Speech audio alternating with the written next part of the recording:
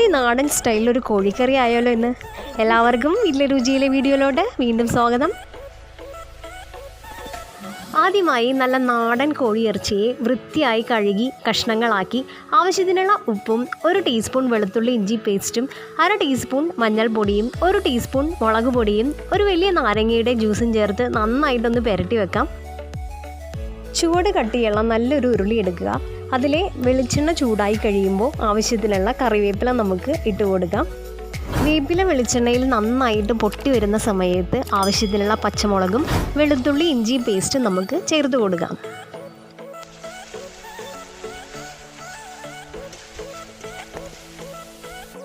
അതൊന്ന് മൊരിഞ്ഞു വരുന്ന സമയത്ത് ആവശ്യത്തിനുള്ള സവോളയും ഉപ്പും നമുക്ക് ചേർത്ത് കൊടുക്കാം.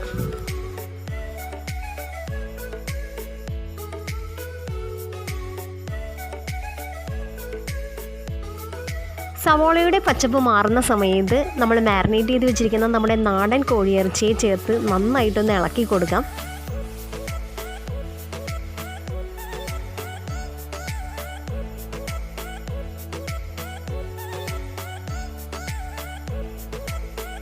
ഇനി ഇത് അടച്ചു വെച്ച് നമുക്ക് നന്നായിട്ട് വേവിച്ചെടുക്കാം. സാധാരണ കോഴിയിറച്ചിയേക്കാളും കുറച്ചും കൂടി വേവ് കൂടുതലാണ് നാടൻ കോഴിയിറച്ചിക്ക്.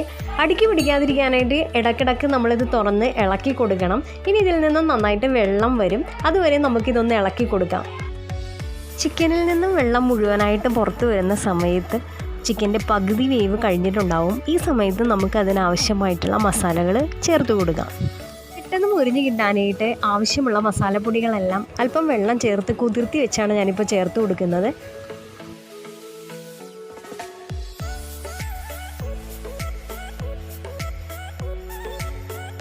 മസാലപ്പൊടികളെല്ലാം തന്നെ ചിക്കനായിട്ട് നന്നായിട്ടൊന്ന് ചേർന്ന് അത് ചെറുതായിട്ട് മുരിഞ്ഞു വരുന്ന സമയത്ത് ആവശ്യത്തിനുള്ള തക്കാളിയും കൂടി നമുക്ക് ചേർത്ത് കൊടുക്കാം.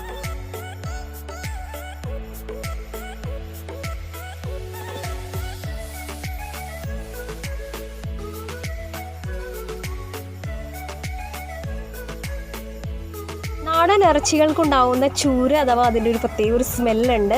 അതുകൊണ്ട് തന്നെ നമ്മൾ അധികം ചേരുവകളും മസാലകളും നമ്മളിതിൽ ചേർക്കാറുണ്ട്.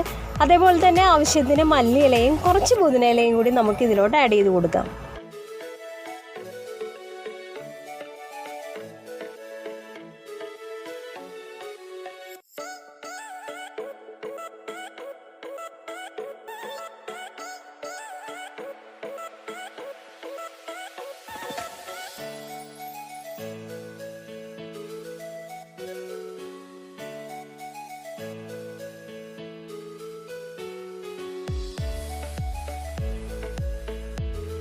അങ്ങനെ നമ്മുടെ നാടൻ കോഴിക്കറി ഇവിടെ റെഡി ആയിട്ടിരിക്കുവാണ്. മസാലയോടുകൂടി എല്ലാം നന്നായിട്ട് ചേർന്ന് ചിക്കനെല്ലാം നന്നായിട്ട് വെന്തിരിക്കുവാണ്.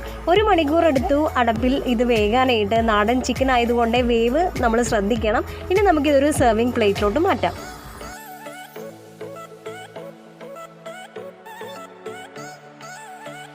വീഡിയോ ഇഷ്ടപ്പെട്ടെങ്കിൽ ലൈക്ക് ചെയ്യാനും കമൻറ്റ് ചെയ്യാനും ഷെയർ ചെയ്യാനും മറക്കരുത്. ഇതുവരെ നമ്മുടെ ചാനൽ സബ്സ്ക്രൈബ് ചെയ്യാത്ത ആരെങ്കിലും ഉണ്ടെങ്കിൽ സബ്സ്ക്രൈബ് ചെയ്യാനും മറക്കരുത്. പുതിയൊരു വീഡിയോയുമായി വരുന്നവരെ എല്ലാവർക്കും ബൈ. Thank you.